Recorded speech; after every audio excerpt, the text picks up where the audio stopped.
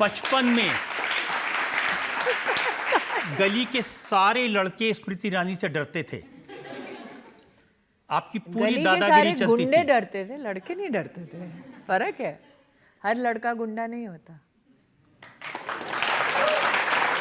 तो आप कह रहे कि जो शरारतें करते थे, गुंडागर्दी करते थे। शरारतें नहीं, शरारत और गुंडागर्दी में फ़र्क है। जो लड़कियों को छेड़ते थे उनको डर था मुझसे कि अगर पता चल गया स्मृति को तो पिटाई होगी। आप कर देती थी पिटाई वाकई? हाँ, यहाँ पे कोई एक दाग है, कट है, तो एक दिन पिटाई की किसी लड़के की, क्योंकि गली में लड़कियों ने आके कहा कि हमको ट्यूशन में जाना होता है, ये लड़के गली का वो भाग थोड़ा कवर करके रखते हैं, हमें जाने नहीं देते और जाते हैं तो परेशान करते हैं। तो इन लड़कियों ने कहा स्मृति प्लीज़ कुछ कर।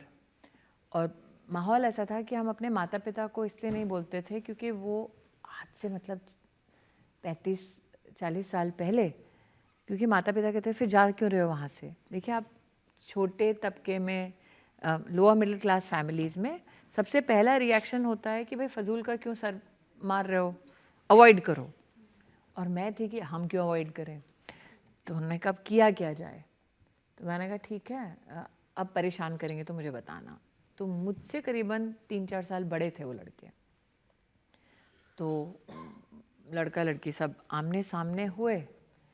तो मेरी एक दिक्कत थी कि मेरी माताजी दोपहर लौटी थी शिफ्ट करके। मैंने कहा माँ उठ गई तो बहुत जम के पिटाई होगी। तो मैंने कहा एक काम करो, माँ को घर में लॉक कर दो। मैंने कहा माँ को लॉक कर दो, जब तक मारपीट होगी तब तक माँ सो रही होगी।